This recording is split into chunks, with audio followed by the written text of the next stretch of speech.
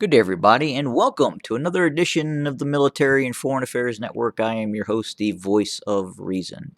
In today's coverage of the ongoing civil war taking place inside of the former state of Ethiopia, the fighting continues.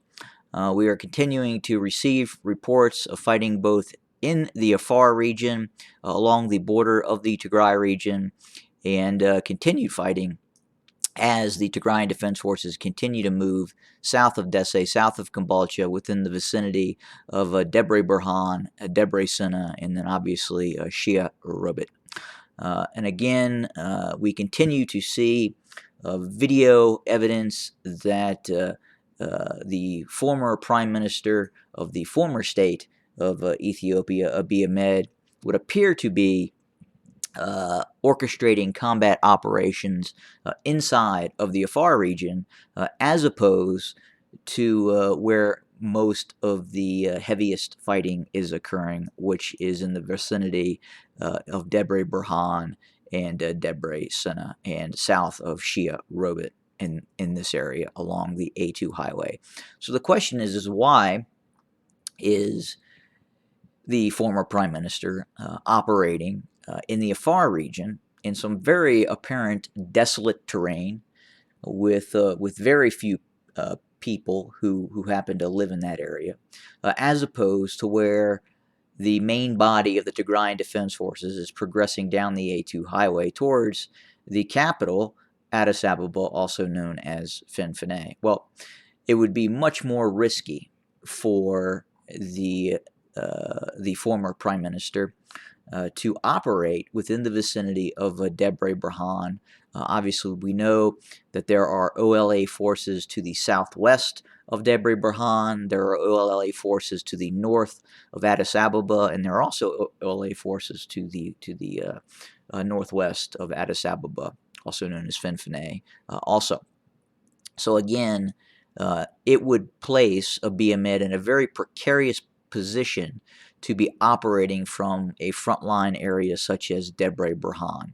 And again, in all probability, as we talked about in the prior video, Addis Ababa is probably not the most safest place in the country right now, if and when we see a rapid movement by the Tigrayan Defense Forces down the A2, and then quite possibly at some point OLA fighters making an advance upon the international airport at Addis.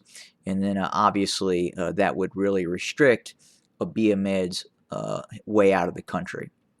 But again, right now, it appears that he is operating quite possibly in the Afar region. We have heard some rumors that he's actually operating in southern Ethiopia towards the Kenyan border, quite possibly.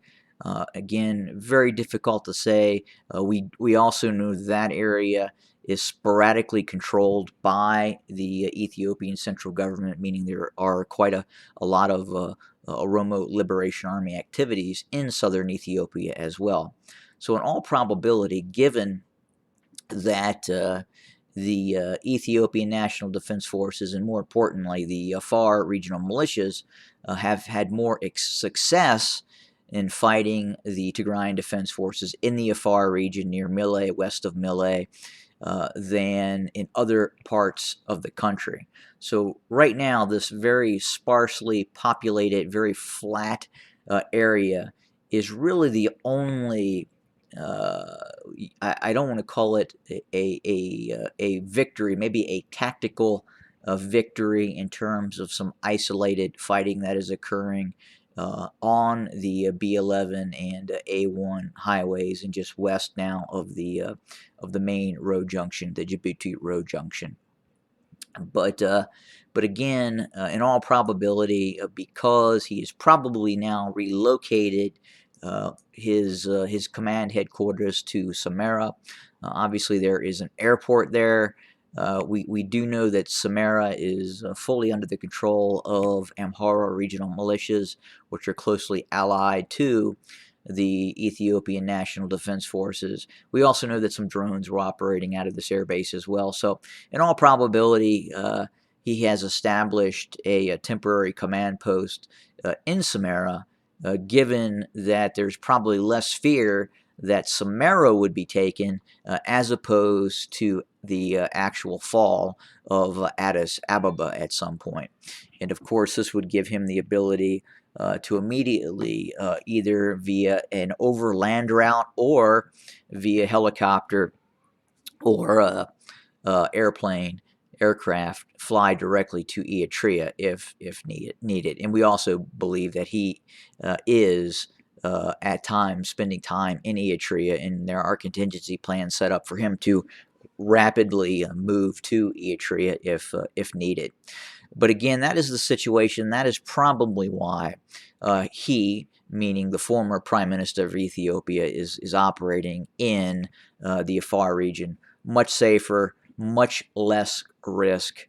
Again, it's kind of a sideshow in terms of the combat power that is being deployed by the Tigrayan Defense Forces.